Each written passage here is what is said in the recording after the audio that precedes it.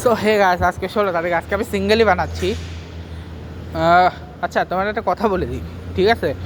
যে আমাকে দুটো একটা ছিল, আমি বলে দিই যে 15 তারিখে ব্লগগুলোয় ফার্স্টে তোমাদের বলছিলাম যে আমি জিমে করবো, ঠিক আছে? কিন্তু কোনো একটা কারণবশত আমি করিনি। কারণটা হচ্ছে যে ওই দিন হচ্ছে আমি তাতে জিমটে বের হয়ে গেছিলাম মামার বাসায়। মামার বাসা থেকে এসে আমি ফটাফট ভিডিও করছি, আর তারপরে আমি ওই ফটাফট আমার কাজটা করছি। কারণ যেহেতু আমি ভাবছি কাজ আছে, বাট কাজটা আর করিনি, তো আমি রাত্রে বসেই করেছিলাম, ঠিক আছে? আজকে আজকে আমি হোপফুলি 8টায় বানাবো, ওই 16-র পরে। আজকে হচ্ছে 17 থেকে 17, 18, 19, 20, 21, 21, 22 পর্যন্ত করবো, দেখা যাক, ঠিক আছে? আর আমার ফোনটা স্লো হয়ে গেছিলো, পরে বুঝতে পারলাম না আমার ফোন আমি রিস্টার্ট করি নাই, তার জন্য হয়েছে। তো রিস্টার্ট করে এখন মোটামুটি আমার ফোন ঠিক আছে।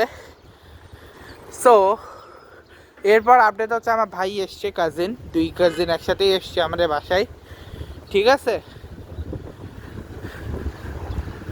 দুই কাজিন একসাথে এসছে আমাদের বাসায়।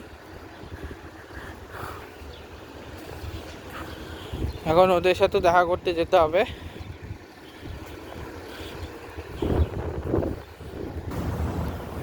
তো যাচ্ছি এখন ডমিনোস ওদের সাথে, ওদের জন্য পিৎজা নিতে। সেখান থেকে পিৎজা নেব, তারপরে দেখি কি করব, ঠিক আছে? আর আরেকটা কথা হচ্ছে যে আজকের এটা কি ছিল ভাই, কলকাতা আগের ম্যাচ খুব বাজেভাবে হাসে, যদি আগের ম্যাচে বাজেভাবে হারতো না,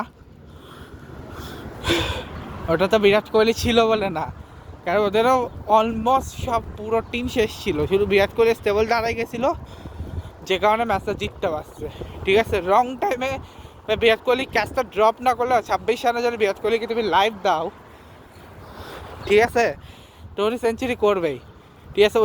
ওই ক্যাচটা ধরলে হয়তো কলকাতা ওই ম্যাচ জিতে যেত। যদিও তাহলে গুজরাটকে আজকে কি ম্যাচ দিল, 247 তুললো, ও বাবা রে বাবা,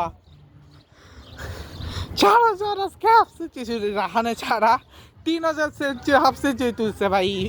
আমার খাওয়াতে ফিনালের জন্য বেচারা 60 রানের জন্য সেঞ্চুরি মিস করছে, 93-তে আউট হয়ে গেছে, নয়তো ভাই ইয়ে ছিল। আর রইল বাংলাদেশ পাকিস্তানের প্রথম টেস্ট, সেকেন্ড টেস্টের ফার্স্ট ডে লিটন দাসের সেঞ্চুরি, তারা তেমন কিছুই দেখছি না, ঠিক আছে? লিটন দাসের সেঞ্চুরি ছাড়া তেমন কিছুই হয়নি, বোঝাই যাচ্ছে।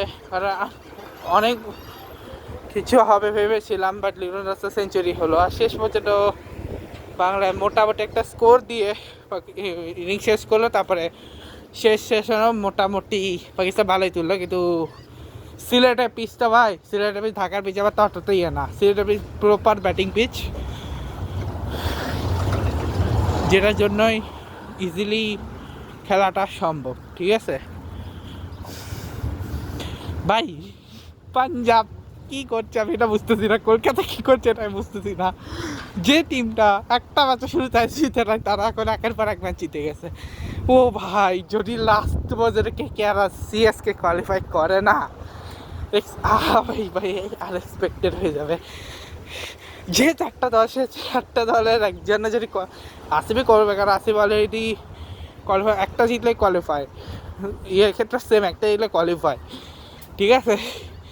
এখন সিএসকে আর কলকাতা যদি দুটো জিতে যায়, মানে লাস্ট যে ম্যাচগুলো আছে সেগুলো যে সবগুলো ওরা জিতে যায়, ও ভাই সেই একটা খেলা হবে, ঠিক আছে? তো দেখা যাক, ব্লগটা তোমার সাথে নেক্সট ব্লগে দেখা হবে। ভিডিও ভালো লাগলে সবাই লাইক করবে। আজকে গুড বাই, থ্যাংক ইউ।